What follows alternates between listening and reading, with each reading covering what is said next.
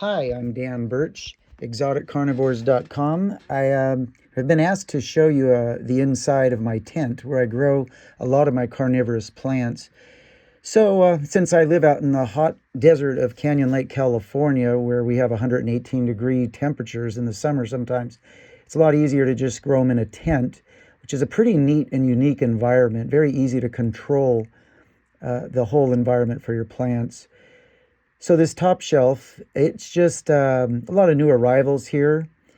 And the next shelf we have some Hamada crossed with Edwardsianas, along with some Veitchii. I'll show you a different angle of this here. So you have the Hamada Edwardsianas, Trismatiensis, Veitchii, and across there is a Spectabilis, with some jamban, flava. There's some moluses in there. And across to the end on the right in the corner is a villosa crossed with Veitchii, doing really well. So the next shelf, I have a 50-watt cooler, and I've got some macrophyllas and villosas in here. Saves on electricity. It's for only 50 watts. You can get it down cooler than the others. And we have some Hamadas and Hamada crossed with Spectabilis on the next shelf down. I dubbed over this because it's so noisy in there with the fans and the humidifiers. The next center shelf is the tall tubulars, flavas, and leucophilias, and on the right there's a Okefenokee minor.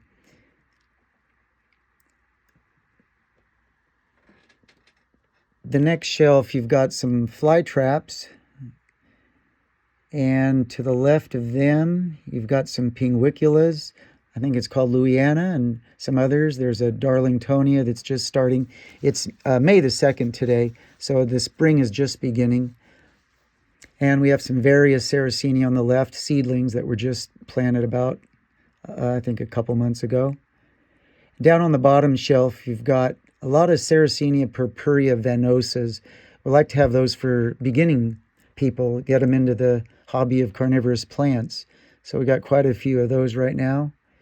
And on the Nepenthes shelf, we got a Vogelii, I think it's pronounced. Gorgeous plant. I'll be trying to get more of those. A lot of inquiries about those. And that's an Exotica plants hybrid next to it. And a Spectabilis, which I love them. I've got quite a few of them.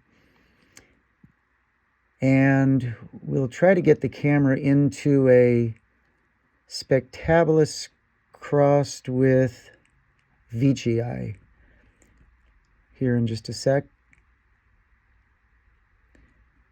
Kind of hard to get it in there, but he's nestled in there. Gorgeous little plant.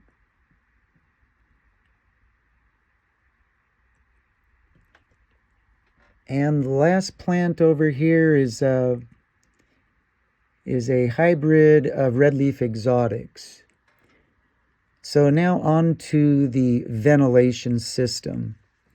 We've got a fan. The yellow fan is hitting the ground and it goes across. It kind of, all the fans are going to hit the wall, the tent wall that's now open, but it would be closed. There's a couple fans up high. And like I say, it deflects the air onto the plants rather than shooting the air directly onto them. I use feathers to move around, and it lets me see the air movement. And when the tent is closed, those will move a bit more, and I know that I've got the right amount of air movement inside this tent. And then over here we have an inlet where the air comes in from the outdoors, so I can bring in nice cool outdoor air rather than always air conditioning it, because this tent is a Highland tent. So it goes first through a filter, that big square box, and then it goes into a damper, which allows me to zone off if I want to use this inlet of air. And then it has the inline fan. And in the red bin is water, which has a misting system attached to it. And that misting system comes up through this hose and into the tent. So that's where we grow our carnivorous plants inside, indoors in a tent. All of the temperate plants go outdoors during the winter so they can go dormant. But yeah, they're really a good thing nowadays. If anybody wants to get into that type of growing of these plants, I recommend them highly. Again, my name is Dan Birch, exoticcarnivores.com. Thanks for watching.